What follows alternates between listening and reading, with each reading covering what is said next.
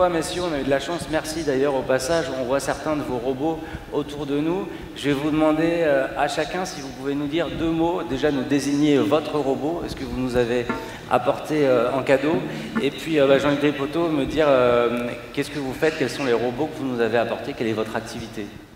Jean-Luc Gripoto, président de Fanuc France. Alors, sur le stand, vous avez un robot, donc araignée, qui est plutôt dédié à assemblage à grande vitesse, donc qui intègre un système de vision et qui permet d'assembler des composants, d'assembler des connecteurs à très très grande vitesse.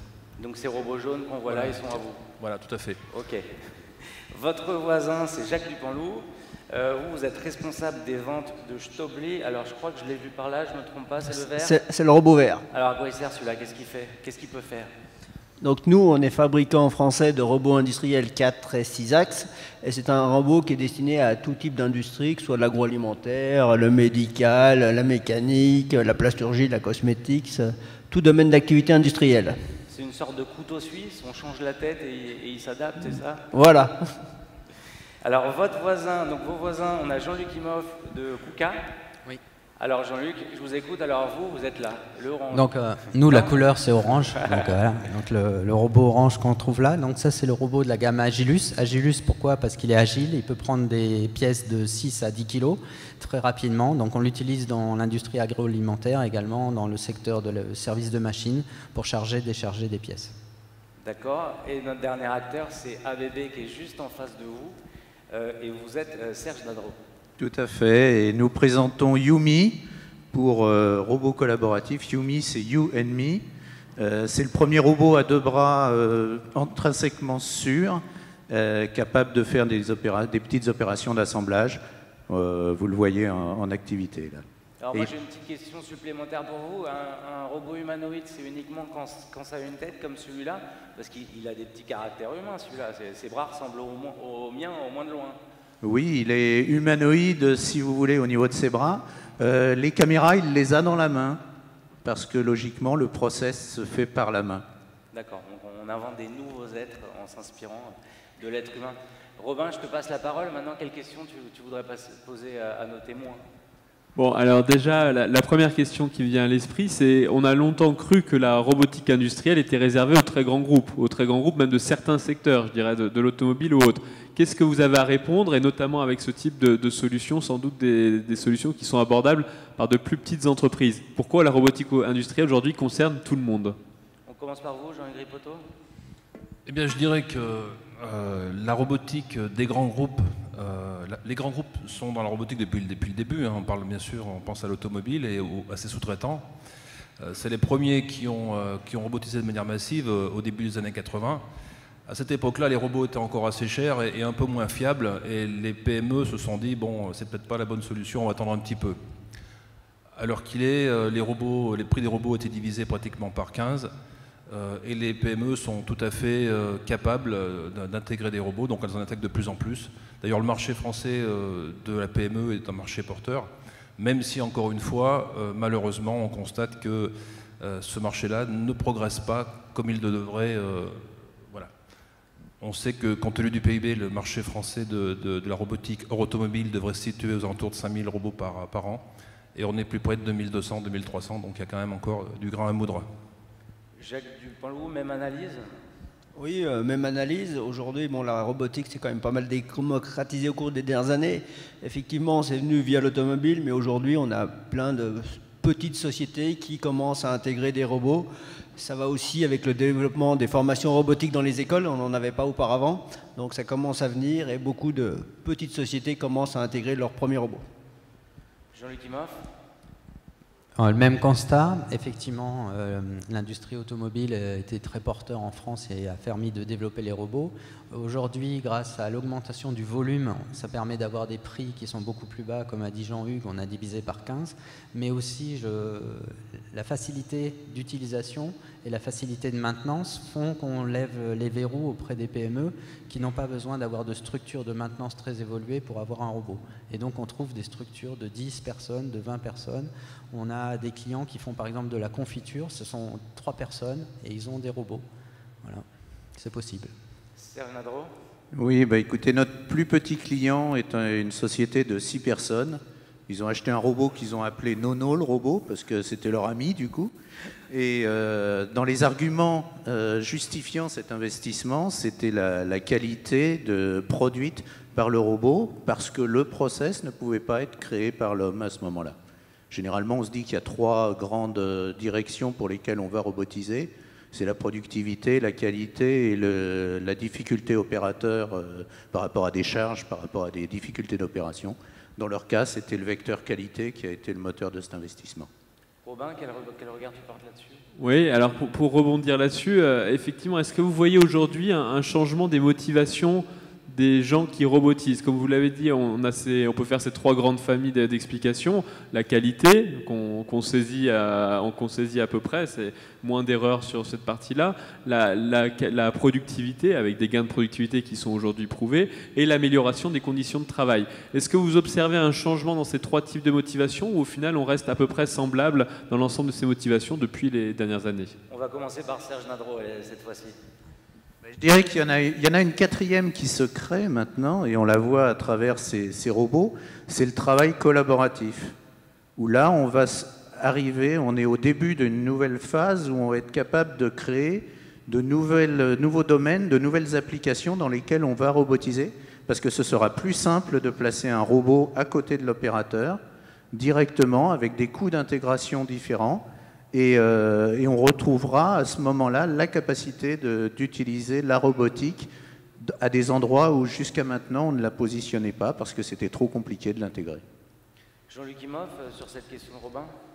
Mais effectivement, le volet remplacement des tâches très difficiles et pénibles prend de l'importance jour après jour, et le volet productivité en prend moins. Mais je pense que aussi c'est la façon dont on communique, puisque dans le passé on communiquait beaucoup sur la productivité, et de facto le robot devenait un ennemi de l'emploi, et c'était contre-productif. Et donc aujourd'hui on travaille beaucoup plus à apporter un gain de qualité et d'amélioration du travail en termes de production en elle-même, et de garantir le bon produit pour le client final. Si je reprends mon exemple de confiture, c'était vraiment la raison, c'est qu'une société comme un grand supermarché voulait s'assurer qu'une société de 3 personnes soit capable de produire en temps et en heure. Et le fait d'avoir un robot leur permettait de le faire, et en même temps d'enlever la prise des charges lourdes des palettes de confiture. Jacques Dupont-Louche, chez Stobli, vous êtes capable de faire de la confiture aussi? On fait plein de choses, on fait de la confiture, on est consulté aussi par des producteurs de miel qui ont des ruches, on arrive à avoir de plus en plus de demandes diverses et variées. L'image de la robotique depuis 5-6 ans a considérablement évolué en France, hein. Comme le disait Jean-Luc, on était plus considérés comme des destructeurs d'emplois, alors qu'aujourd'hui il y a eu beaucoup de tapage qui a été fait, on a mis en place beaucoup de communication, l'image change, donc naturellement on a de plus en plus de demandes, et puis on se dit en France il faut aussi qu'on robotise pour rester compétitif.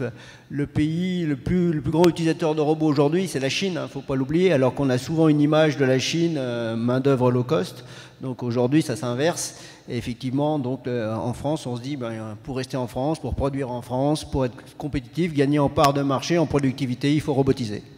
Jean-Hugues, vous voyez aussi un switch qui se fait au niveau des mentalités sur les robots? Voilà, moi je trouve que depuis quelque temps, il y a une réelle prise de conscience des entrepreneurs, mais aussi des politiques, des médias, enfin de tout le monde en général, sur le fait que grâce à la robotique, et je dis bien grâce à la robotique, non seulement on pouvait créer des emplois, mais surtout on pouvait continuer à produire en France avec des coûts qui peuvent être tout à fait cohérents. C'est ça qu'il faut bien comprendre, c'est que la France, comme vous le savez, est un pays plutôt chargé socialement, hein, c'est un fait. Et malgré ces coûts très élevés, il faut le dire, encore une fois, malgré tout, on arrive à avoir une cohérence dans les prix de revient, ce qui est quand même relativement rassurant pour l'avenir et pour les investissements en France. Robin, ils ont l'air super bons, nos amis industriels. Pourquoi est-ce qu'on est encore un peu à la ramasse en France sur la robotique? C'est quoi ton analyse? Alors, c'est vrai que vous l'avez évoqué, le marché français est quand même relativement petit et au final n'a pas repris la croissance qu'on aurait pu attendre. Et aujourd'hui, effectivement, il prend beaucoup de retard pour le coup par rapport à des pays d'Asie, la Chine, mais aussi d'autres pays. Je pense à la Thaïlande par exemple, qui a un parc robotique très développé, notamment sous l'impulsion des constructeurs automobiles japonais, qui se robotisent très rapidement et qui gagnent des points de compétitivité, des parts de marché face à des pays occidentaux. Et même à l'intérieur des pays européens, on voit que la France prend du retard ou au moins ne rattrape pas son retard par rapport à des pays comme l'Espagne. On a parfois tendance à regarder un peu avec pas le bon regard ces pays-là, mais des pays comme l'Espagne aujourd'hui ont beaucoup robotisé et on gagne un avantage compétitif à ce niveau-là. Vous dites que la mentalité a évolué et ça je pense qu'on est tous d'accord et j'espère qu'on y a tous un petit peu contribué à notre manière. La question c'est qu'après pour l'investissement, la deuxième étape c'est celle du financement. Est-ce qu'aujourd'hui il y a des mécanismes de financement particuliers? Est-ce qu'il y a un problème à ce niveau-là ou est-ce qu'il y a d'autres? Est-ce que c'est pas un sujet? Si je peux répondre, effectivement, il faut appeler un chat un chat. Il faut arrêter de tourner autour du pot. Il y a le réel frein à l'investissement, ça reste la trésorerie et la marge dégagée par les PME françaises. On peut dire ce qu'on veut, tout le reste c'est de la littérature. Une entreprise, elle investit, c'est elle gagne de l'argent. Et si elle a confiance dans l'avenir. Or, en France, les lois changent sans arrêt, ce qui n'est pas de nature je dirais, à rassurer les chefs d'entreprise. Ensuite, il faut bien l'admettre, on n'a pas une vue à moyen terme très clair. Et si vous rajoutez à tout ça le fait que, effectivement, il y a sans arrêt des nouvelles taxes, des nouveaux impôts qui arrivent en douce. Alors d'un côté, on vous parle de CICE, de choses qui sont effectivement positives, mais ce qu'on oublie de vous dire, c'est que dans le même temps, vous avez les nouvelles taxes qui viennent se greffer, qui arrivent de manière comme ça sournoise. Et au final, les trésoreries des entreprises ne sont pas très bonnes et les PME n'investissent pas assez à cause de ça, tout simplement. Je vais demander à vos voisins aussi un raisonnement simple. Est-ce que ce n'est pas les banques françaises qui ne croient pas suffisamment à la robotique? Si on arrive avec un beau projet robotique, on sait qu'on va avoir des gains de productivité, on va pouvoir faire grossir son entreprise. Qu'est-ce qui se passe au niveau des banques, Jacques Ducanloup? Effectivement, c'est là que ça coince souvent dans l'investissement, donc c'est pas facile non plus d'obtenir des financements.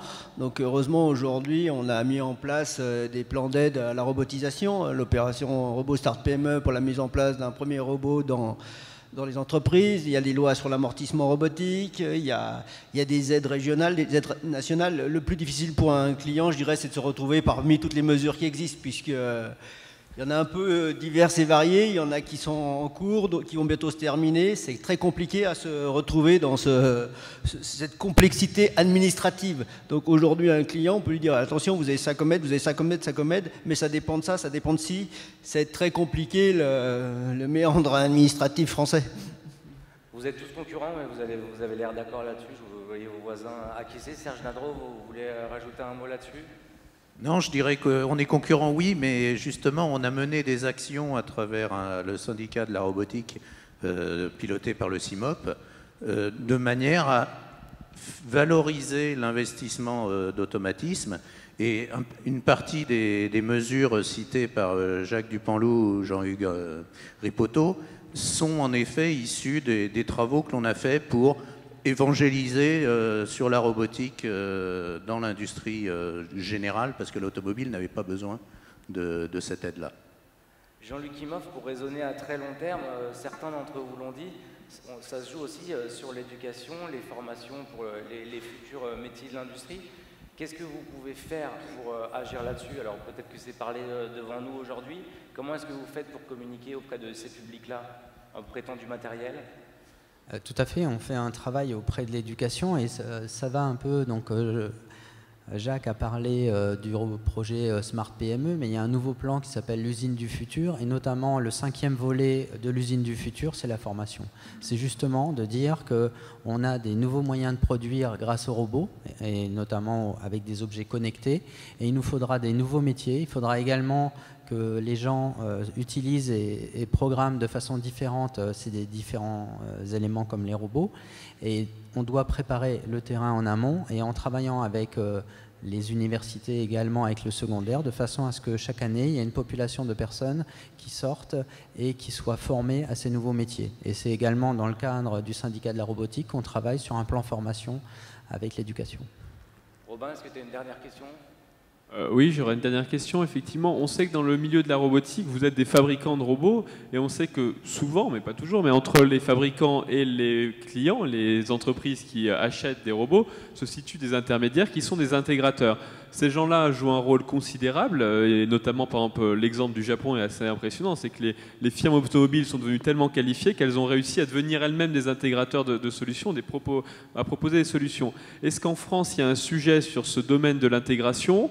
On a vu des rapports qui disaient qu'effectivement on avait une filière sans doute trop fragmentée, trop spécialisée, pas assez grosse en taille. Est-ce que pour vous ça a changé depuis ces dernières années ou est-ce qu'on est toujours encore avec ces problèmes-là qui sont un problème important dans la filière? Écoutez, c'est effectivement un problème très important. On sait qu'encore une fois qu'on vend à peu près 2500-3000 robots en France à l'heure actuelle. On sait que compte tenu du PIB, on devrait être à 5000-6000 robots. Il se pose quand même une problématique, c'est si effectivement on devait intégrer 6000 robots, on aura un problème dans la mesure où le nombre d'intégrateurs n'est pas suffisant en France.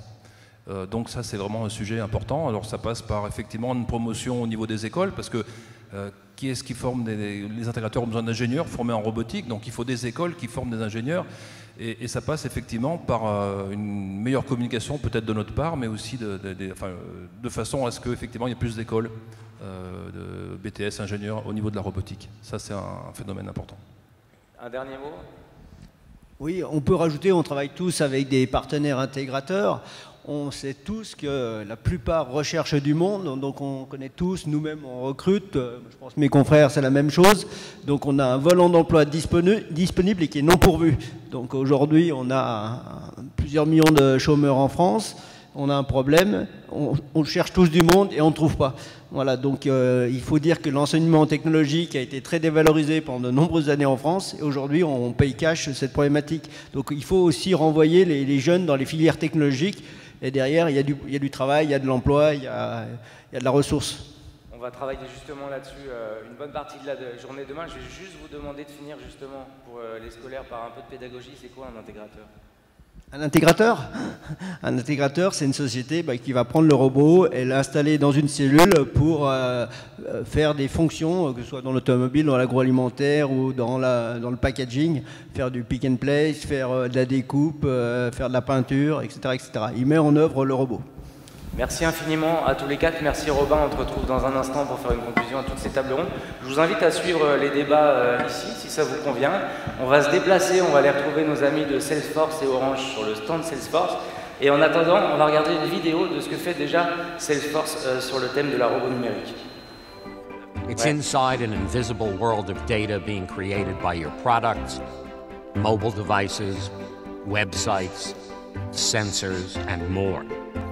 Salesforce IoT Cloud connects this massive stream of data to your company and all of your Salesforce apps. Now, with a new intuitive point-and-click UI, anyone can easily listen to this data, design real-time engagement rules, and automate smart actions personalized to connect you with your customer, like alerting rideshare passengers about upcoming traffic delays and drivers about high-demand locations. Having thermostats that will know when to contact homeowners with alerts, sales reps with upsell opportunities, or service technicians with new cases. Giving airlines agents a head start on rebooking delayed customers while they're still in the air. Allowing entire fleets of vehicles to be tracked in real time, adding a whole new level of accuracy to deliveries. Automating wind turbines to modify their own behavior based on changing weather patterns. And since the IoT cloud is powered by Thunder, it'll capture, filter, and respond to billions of events instantly, making it one of the world's most scalable event processing engines in the cloud. Now everything is connected in the Internet of Things with the Salesforce IoT cloud.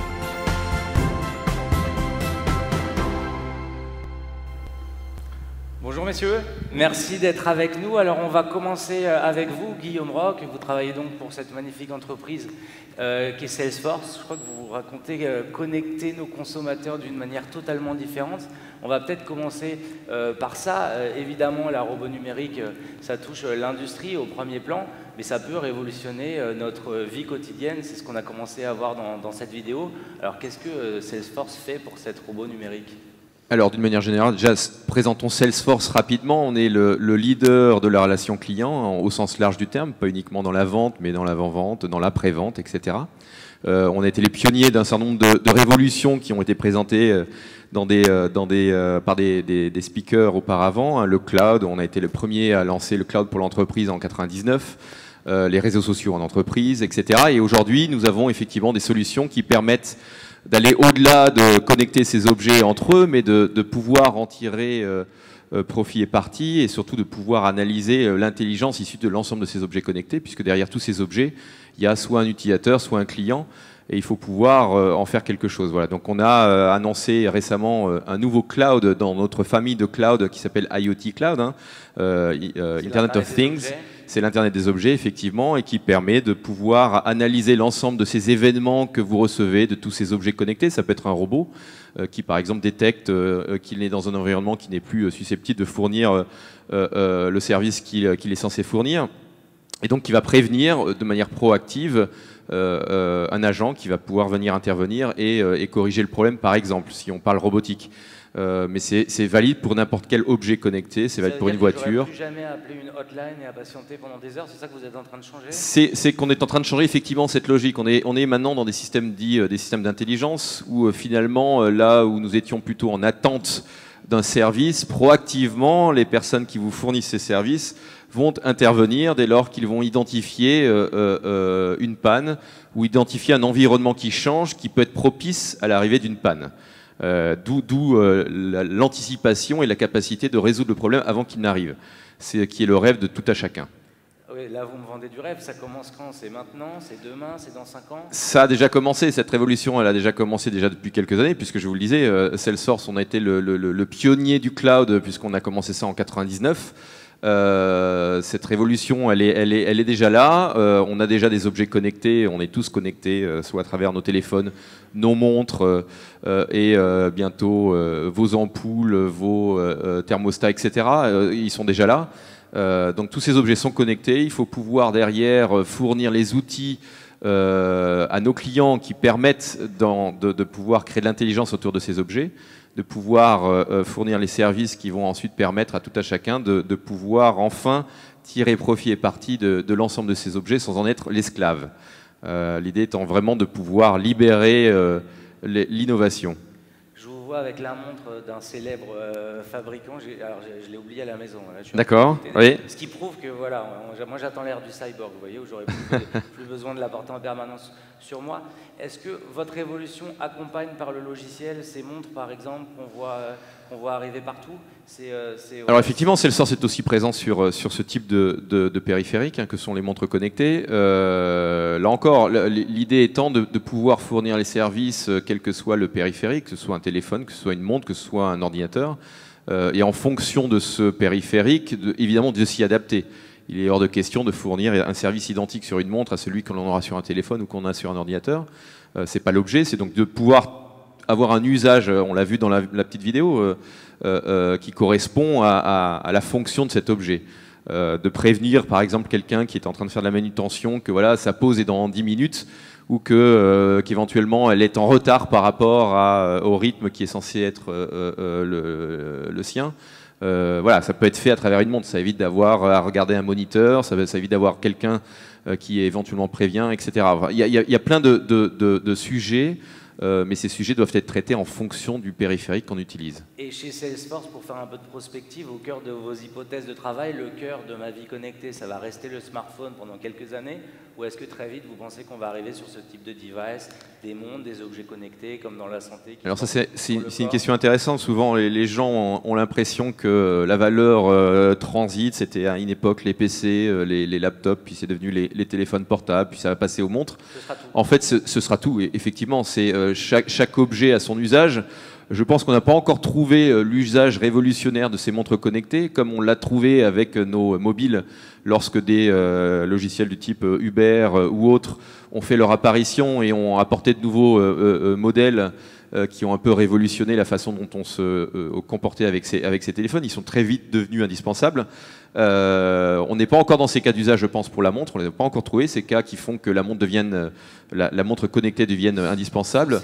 Uber a très bien adapté son appli à sa montre, parce qu'il suffit d'appuyer Effectivement, sur la montre. mais ça n'est pas encore quelque chose qui se veut indispensable. Je pense que dans l'entreprise, on va avoir de plus en plus des sujets liés à la montre connectée. Il y a des chances d'ailleurs que la montre connectée devienne un peu indispensable plus dans l'entreprise qu'elle ne l'est pour le consommateur, en tout cas dans un premier temps, et puis peut-être progressivement ça va s'inverser. Merci beaucoup. Olivier Giraud, même question pour Orange. D'abord, est-ce que vous pouvez nous dire en quelques mots ce que vous faites? Je crois que tout le monde connaît Orange, mais vous, chez Orange? Oui, alors Orange, c'est d'abord un opérateur télécom, et on travaille avec la ville de Saint-Quentin et l'agglomération autour de 3 axes. Le premier, pour lequel nous sommes bien connus, qui est l'axe des infrastructures. Donc on développe avant tout un réseau très haut débit avec la fibre optique. On déploie la fibre optique sur Saint-Quentin, sur l'agglomération de Saint-Quentin. Une opération qui se fait sur 7 années, grosso modo. On a commencé depuis 3 ans. Et petit à petit, les quartiers sont couverts donc, avec cette fibre optique. Nous sommes aussi évidemment présents sur le mobile avec le déploiement de la 4G, la 4G+. Voilà, des outils qui vont aider les entreprises, qui vont aider aussi les particuliers, le grand public, les professionnels, à pouvoir avoir accès à l'information de manière très rapide. Donc ça, c'est l'axe infrastructure, fixe et mobile. Et puis, deuxième axe avec lequel nous travaillons pour l'agglomération, c'est celui de l'innovation. Et en particulier... C'est ce qu'on voit ici avec Ostabi Exactement, ouais. Exactement. Alors ça, c'est une grande et belle nouvelle parce que nous avons travaillé avec les équipes du Technocentre et les équipes d'Orange Labs, donc nos 3300 chercheurs qui font des innovations dans ce domaine. Et vous savez qu'aujourd'hui, les grands groupes, comme on l'a dit tout à l'heure, doivent travailler en open innovation. C'est-à-dire qu'aujourd'hui, on ne peut plus se contenter de travailler seul. Il faut travailler avec des acteurs extérieurs et donc développer les relations avec les startups, ce qui n'est jamais facile pour un grand groupe. Or, nous avons réussi en moins d'1 an, après avoir fait venir des personnes du national et travaillant avec l'espace Creatis, en sélectionnant quelques startups qui pouvaient être potentiellement intéressantes pour nous, eh bien, nous avons signé un partenariat avec une première startup qui s'appelle Ostabi, qui donc est sur Saint-Quentin et qui propose des services de ruches connectées. Il se trouve que nous avons développé une communauté qui s'appelle Let It Be, une communauté de 60 ruches. Alors, c'est quoi une ruche connectée? Je vous arrête tout de suite. Alors, c'est une ruche avec des capteurs qui permettent de faire remonter de l'information sur ce qui se passe dans la ruche. Vous voyez qu'une ruche, c'est 80 000 abeilles. Ok, donc c'est une vraie ruche avec des vraies abeilles. Absolument. Et du vrai miel. Absolument. Parce que parfois, on a des concepts bizarres. Donc, une vraie ruche connectée. Absolument. Et donc, en fait, à l'initiative d'un employé Orange, on a développé 60 ruches sur 60 bâtiments Orange dans toute la France. Et pour lancer ce partenariat, on va connecter 5 ruches de ces 60 pour faire remonter donc, un certain nombre d'informations. Et on travaille d'ailleurs avec le syndicat national de l'apiculture pour essayer de voir le type d'informations d'intérêt que ces informations que nous remontons peuvent avoir pour l'apiculteur lui-même. Merci beaucoup. Merci, messieurs. Alors, on va revenir très vite au cœur de notre sujet qui était l'industrie, mais je vais quand même me faire un petit plaisir. Avant, je vais aller voir cette demoiselle qui doit, j'espère, vous interroger aussi. Je crois qu'elle s'appelle Lina, on va me confirmer ça tout de suite. Bonjour messieurs. Bonjour Lina. Ah oui, on se serre la main. Enchantée Lina. Je crois que Lina est la petite sœur d'Aria qu'on voit là-bas. Bonjour à tous. Donc, comme tu le disais, oui, je suis PDG de la société Cybdroid et aussi président de l'association Caliban qui occupe le 2e étage et aussi PDG d'une autre société qui s'appelle France Robotique qui distribue du matériel informatique pour les amateurs et les passionnés, les labos et ainsi de suite. Vous êtes PDG de société, vous reposez parfois ou Ouais, de temps en temps, je vais promener mon chien. Mais revenons à notre sujet. Elle s'appelle Lina, c'est ça? Elle s'appelle Lina, tout à fait. C'est notre petite dernière. Elle est ravissante, mais elle sert à quoi? Parce que est-ce qu'elle fabrique des choses comme tous les robots qu'on voit? Alors justement, j'écoutais avec intérêt tous les discours. C'est que tous ces robots-là sont des robots qui servent à quelque chose, et nous, c'est un robot qui sert juste à se faire plaisir, en fait, entre guillemets. C'est déjà pas mal. On est une société, on a un business model. Effectivement, le but du jeu, c'est d'ici 3-4 ans aller vers l'aide à la personne, donc personnes âgées et personnes en situation de handicap. Pour l'instant, c'est quelque chose de prématuré. Il n'y a aucune société de robots humanoïdes qui est prête pour ça. Mais par contre, c'est des machines qu'on propose déjà à la vente pour des particuliers dans le cadre un petit peu d'équivalent du loisir, du hobby. Parce que c'est des machines qu'on peut complètement modifier, qu'on peut programmer à loisir, un peu comme quelqu'un qui fait de l'hélicoptère radiocommandé. Ça ne sert pas à grand-chose, mais ça coûte très cher, mais pourtant on se fait plaisir. Et du coup, on peut espérer à quelle échéance avoir une Lina à la maison, soit pour surveiller mamie, là, soit pour on est en train de jouer avec les enfants. On est en train de procéder à une levée de fonds, justement pour semi-industrialiser sa production, pour la produire en petites unités. Donc le but du jeu, c'est d'ici 6 mois, 1 an, grand max, qu'on puisse les distribuer à des clients, des particuliers, et après avoir un robot véritablement utile qui serve à quelque chose, au-delà de se faire plaisir et accueillir les invités et répondre à des questions et ce genre de choses, c'est d'ici 3-4 ans. Voilà. Ok, merci infiniment Fabien. De rien. On va retourner voir Kawada un instant parce que on les a vus de manière un petit peu speed ce matin. Ce qui est amusant, c'est qu'on est là sur un robot industriel, mais qui est humanoïde. Victor, en tout cas, lui, il n'a pas que 2 bras, il a aussi une tête. Voilà, donc le robot NextStage est un robot qu'on appelle collaboratif. Donc l'idée, c'est que le robot va travailler dans le même environnement que les opérateurs humains. Donc c'est un peu ça la nouveauté par rapport aux robots industriels conventionnels. Donc, comme je l'ai dit précédemment, il a 2 bras, il possède 4 caméras, donc 2 dans la tête et une au niveau de chaque main aussi, ce qui va lui permettre de repérer son environnement. Et donc tout l'intérêt du robot, c'est qu'il peut s'intégrer facilement dans une ligne de production où les opérateurs humains sont déjà présents. S'il a l'air aussi sympa avec sa tête et ses 2 bras, c'est justement pour mieux interagir avec les humains, pour qu'ils soient sympathiques, ou est-ce que c'est vraiment, vous êtes un ingénieur, le meilleur design industriel pour avoir un robot efficace? Ça a une vraie réalité technique derrière, mais le design humanoïde permet aussi, ce n'est pas seulement un enjeu de sympathie, mais aussi quand on apprend au robot à faire les procédés qu'il doit faire, ça permet à l'opérateur d'avoir une idée déjà de comment faire les procédés, puisqu'il a la même forme que l'opérateur. D'accord. Donc, finalement, le robot apprend de l'humain, mais l'humain peut aussi s'inspirer du robot quand il voit les gestes les plus optimaux. On peut imaginer quelque chose comme ça aussi. Oui. Ok. Dernière question, on parle beaucoup de cobotique depuis ce matin. Je pense que chaque entreprise a sa définition. Chez Kawada, qui est un groupe japonais, je l'ai dit, vous habitez au Japon. C'est quoi cette vision de la cobotique? Comment est-ce que vous définissez cette cobotique? Le robot collaboratif ou la cobotique, c'est justement d'avoir des robots qui sont présents dans l'environnement des opérateurs humains et non pas éloignés des chaînes de production. Donc c'est vraiment ça l'enjeu. Pour Kawada, ça se traduit par une réalité avec les robots présents dans plus d'1 centaine d'usines au Japon et qui travaillent dans le même environnement que les opérateurs humains. Vous avez dit quelque chose qui me fait un peu de peine, c'est que vous avez parlé du Japon. Ça n'existe pas encore en France. NextStage, il n'est pas en France aujourd'hui. Alors malheureusement non, le robot NextStage n'est commercialisé qu'au Japon. Il n'est pas commercialisé en France ni dans d'autres pays. Aujourd'hui, nous sommes présents en France sous l'égide de l'organisation japonaise qui s'appelle NEDO.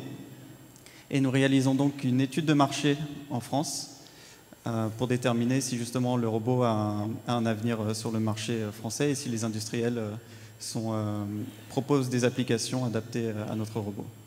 Ok, bon, c'est une bonne nouvelle, on est susceptible de vous intéresser en tout cas. Merci beaucoup, Victor, merci à Kawada. On va se recentrer sur la France justement et même sur Saint-Quentin.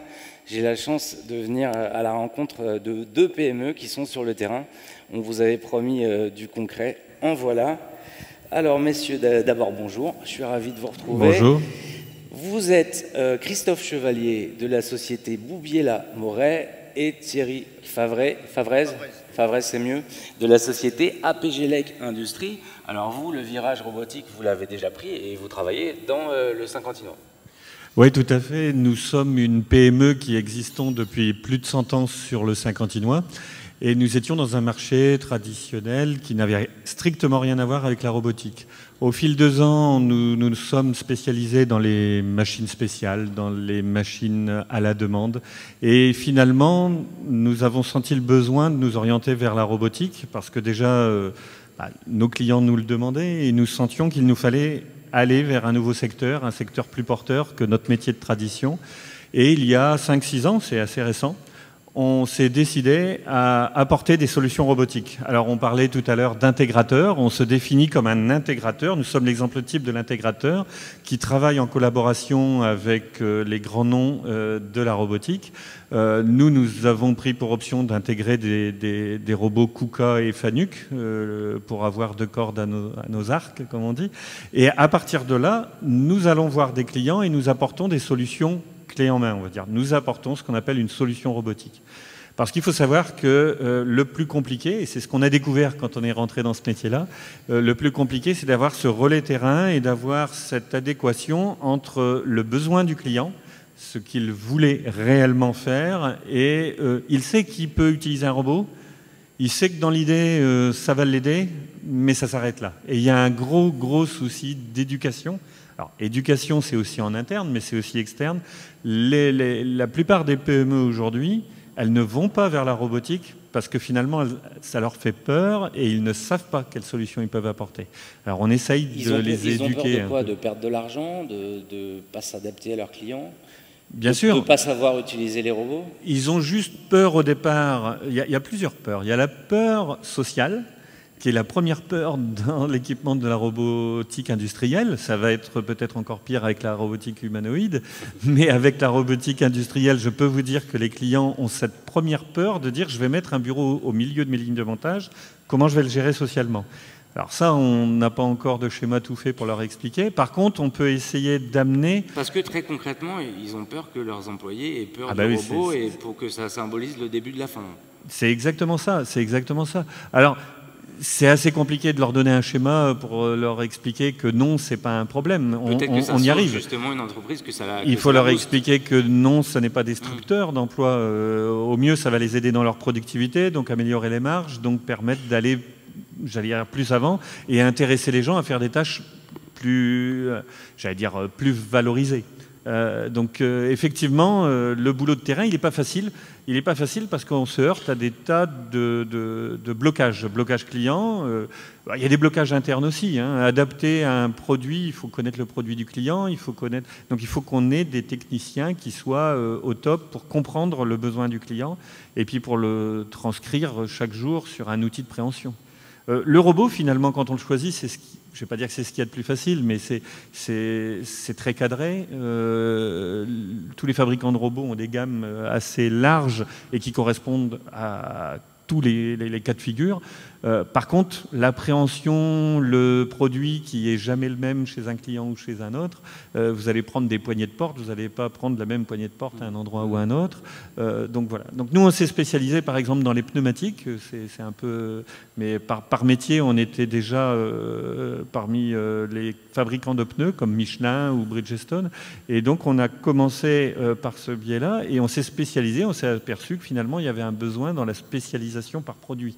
Donc aujourd'hui, on peut dire qu'on apporte une solution chez tous les fabricants de pneumatiques. Bon, mais heureusement qu'on ne se limite pas à ça, mais on voit que les intégrateurs en robotique ont besoin de se spécialiser par type d'application, de se spécialiser par type de produit, ça c'est vrai. Alors ça a aussi peut-être des inconvénients d'être trop spécialisé ou trop segmenté, c'est vrai. Mais l'outil de préhension est tellement particulier à faire qu'on a besoin de cette interaction entre le client et nous et d'avoir un peu d'expérience parce que c'est très compliqué et on a quand même la part de risque finale de bien prendre et de réaliser la tâche, elle est faite par l'intégrateur, donc il ne faut pas se louper. Parce que... Thierry Févrez, même question, vous êtes aussi patron de PME. Oui. Votre spécialité à vous, c'est quoi? Quelle est votre activité? Et est-ce que vous voyez aussi ce changement de regard sur la robotique? Oui, absolument. Alors, contrairement à Christophe, moi je ne suis pas un intégrateur au sens stricto sensu. C'est-à-dire que je ne vends pas de l'intégration, je suis un utilisateur du robot. C'est-à-dire qu'au sein de la société, on a eu besoin d'automatiser et de robotiser. Sinon, on ne sait pas où on allait. Donc vous êtes un client d'intégrateur comme... Alors, je suis un client si vous voulez, pour l'intégrateur. Mais comme j'ai appris à faire ce métier, puisque je l'ai fait pour mes équipes, on accompagne aussi certains de nos clients dans ce domaine. Mais on travaille en interaction avec Christophe. Il n'y a pas de souci. On s'arrange ensemble. Vous savez, moi je suis un électricien, automaticien qui vient à la robotique. Lui, c'est plutôt un mécanicien qui vient à la robotique. On se rejoint. Hein. Et il n'y a pas de concurrence là-dedans. Ce qu'on a besoin, c'est de montrer qu'une PME a besoin d'automatiser pour ne pas stagner. Si on veut garder l'emploi ici, il faut automatiser. On n'a pas d'autre choix. On ne peut pas garder du manuel, 100% manuel. Ce n'est pas possible. Donc il faut le faire intelligemment. Évidemment, socialement, il faut faire attention. Donc nous, on a équipé, on a mis un robot au milieu de notre atelier. Et évidemment, il y a eu des tas de discussions autour de ça. Comment on va se projeter dans 5 ans, dans 10 ans? Ça, c'est notre métier d'apprendre ça. Comment est-ce que vous avez convaincu vos employés? Eh bien, on leur a expliqué qu'un robot, c'est un outil. Qu'aujourd'hui, on ne fait plus de trous à la chignole, on fait des trous avec des perceuses. Eh bien, un outil, le robot, si vous le mettez au milieu de l'atelier et que vous n'avez pas de programmeur, pas d'installateur, pas d'électricien, pas de mécanicien, il ne fait rien, le robot. Donc, vous avez besoin de créer d'autres métiers. Donc, on va muter l'emploi.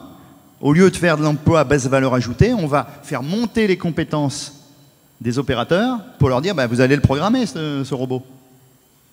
J'arrive pas à savoir en vous écoutant tous depuis ce matin si vous êtes pessimiste ou optimiste. Je sens qu'il y a encore beaucoup de freins pour une vraie acceptation sociale de la robotique en France. Et en même temps, tous ces exemples nous disent que la révolution est en marche. Ah ben moi, je vois des choses. Je suis arrivé il y a 2 ans et demi ici. Moi, je vois des choses bouger. Il y a plein de sociétés qui commencent à s'y mettre. Parce que, alors, comme l'ont rappelé mes collègues, évidemment, il faut de l'argent. Aujourd'hui, le nerf de la guerre, c'est quand même l'argent. Il faut investir, il faut l'acheter, le robot. À moins que mes collègues veulent me le donner, mais sinon, il faut bien le racheter. Et il faut bien former les gens. Donc, l'effort de formation, nous, on a dû investir chez APGLEC 150 000 € de formation. C'est pas rien pour apprendre à programmer. Aujourd'hui, il y a des robots qui sortent, les collaboratifs, où c'est presque intuitif. C'est comme sur la PlayStation, tant mieux. On n'aura plus besoin d'avoir des super ingénieurs. Mais aujourd'hui, il faut encore former des gens, il faut encore investir. Et puis, vous savez qu'aujourd'hui, on est dans un monde de finance. Donc, le retour sur investissement doit être le plus court possible. C'est-à-dire, vous investissez, il faut presque dans 6 mois, ça soit rentable. Il faut leur faire des prix, messieurs. Hein. Ah ben, je pense, oui. Bon, ils nous accompagnent quand même. Hein. Justement, pour continuer à parler d'argent, il y a des avantages fiscaux qui ont été mis en place. Il y a un processus de suramortissement accéléré. Est-ce que vous pouvez nous expliquer ce que c'est? Et est-ce que ça vous aide? Est-ce que c'est ce genre de coups de pouce qui vont vous aider à décoller? Alors, ça devrait... Enfin, moi, je ne l'utilise pas encore, mais je sais que c'est la loi Macron, hein, c'est Macron qui a mis ça en place. Évidemment, ça va pouvoir nous aider. Simplement, c'est que il faut avoir la volonté déjà. Est-ce que ça doit être que financier, l'investissement? Je ne suis pas certain. Il faut, comme l'a rappelé Serge ou d'autres, on met de la robotisation, de l'automatisation pour de la qualité, pour de la productivité, pour de la sécurité déjà. Il faut commencer à ça. On ne fait pas ça que pour le financier. Et donc il faut trouver la bonne adéquation. Moi, je suis certain que c'est des bonnes méthodes. Simplement, les mettre en perspective, c'est un peu tôt pour moi, je pense. C'est comme les aides, les subventions qu'on doit tous nous donner sur l'industrie du futur. L'idée est bonne. Maintenant, si ça prend plus de temps ou plus d'énergie à monter un dossier qu'à avoir de la subvention, on va se passer de la subvention. Dernière question rapide à tous les deux. Ce travail de changement des mentalités, comment vous le faites? Est-ce que c'est en parlant au grand public, comme ici, à vos amis, pour changer ce regard français sur la robotique? C'est quoi la recette? Moi, la recette, c'est j'ouvre les portes aux écoles pour qu'ils viennent voir ce que c'est.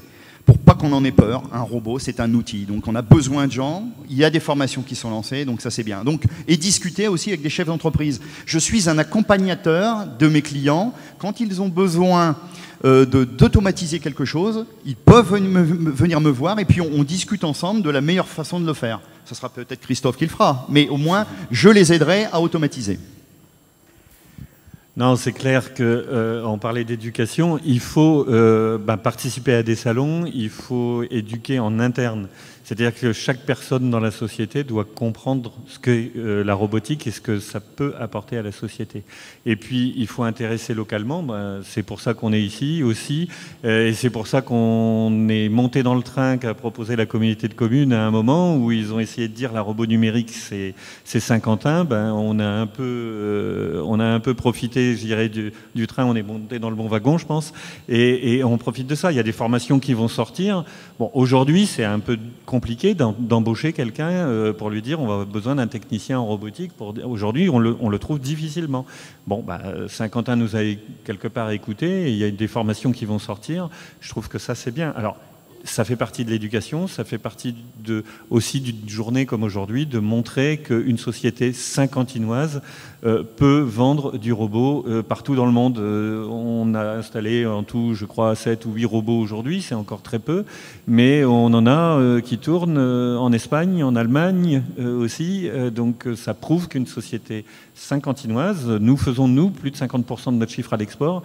Eh ben, l'éducation, elle passe aussi par dire sortez des frontières, nous ne sommes pas Saint-Quentinois pour être local et vendre en local, on est une PME qui peut aller vers l'avenir. Alors oui, nous sommes optimistes, oui, nous croyons à la robotique et je pense que ça ne peut que s'améliorer.